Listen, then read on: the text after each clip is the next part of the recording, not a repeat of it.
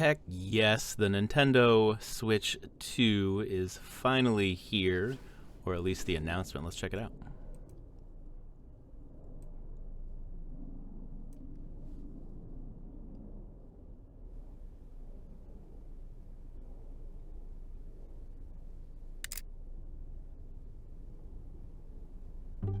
All right, bigger screen. Nice. Shaving off the volume of the thing a little bit, looks like. USB-C on the bottom. USB-C on the top, along with a headphone jack, thank God, 3.5. Kickstand looks more substantial and has a wider angle, right? Now the Joy-Con. Bigger buttons. Ah, the color accents underneath the joysticks. Oh, oop, different connector there in the middle of the rail.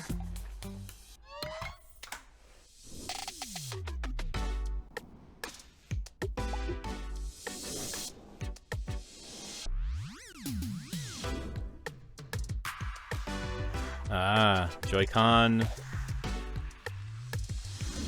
Different way to connect to the wrist straps, but also maybe mouse mode for maybe Civ 7 or first-person shooters, who knows. All right, we've got the magnet clicking in. I wonder if there's the button on the back. I wonder if that's what that second trigger on the back of that is to release the magnets. There's a trigger right there, right behind the ZLZR. Oh, hell yes. Mario Kart 9, baby, let's go.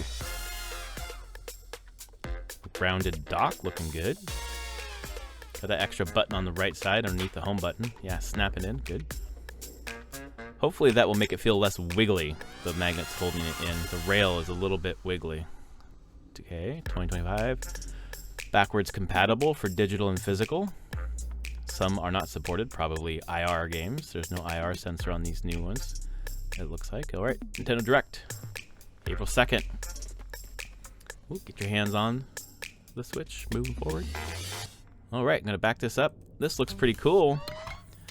Seeing some just terrible takes on the internet today about the Switch 2 reveal, about how it's just the same as the leaks. Duh, the leaks are the ones that leaked it, Nintendo didn't. But also the idea that, turn this down a little bit.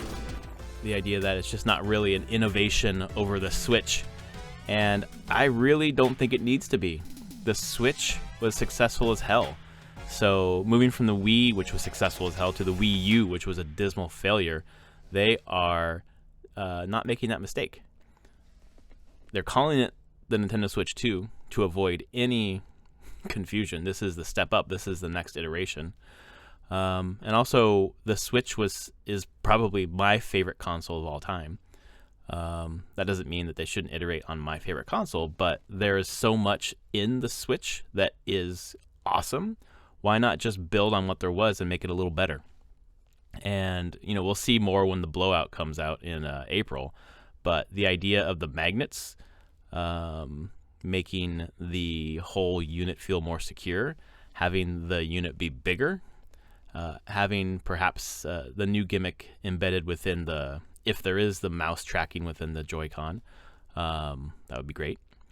And then the internals, which we're going to find about in April, I assume, are going to be the other leap forward. So, you know, I think in some ways it may look like a Switch Pro, but this is an iteration of the Switch, just like the Super Nintendo was an iteration of the Nintendo, and just improved on it in every single way. In that case, adding more buttons to the SNES, obviously 16-bit instead of 8-bit, etc. So I'm perfectly happy with an iteration of the Switch that grows builds on the foundation of what there was. I didn't need a huge swerve here.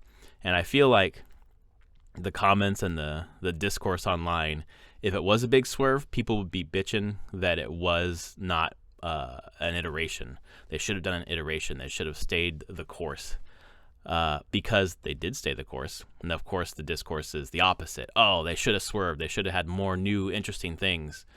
And it just goes to show me, at least, that discourse on the internet is just complaining. There is money to be made in complaining. There's money to be made in negativity. And I feel like we're seeing a perfect case in point here with the Nintendo Switch 2. All the leaks pointed toward this.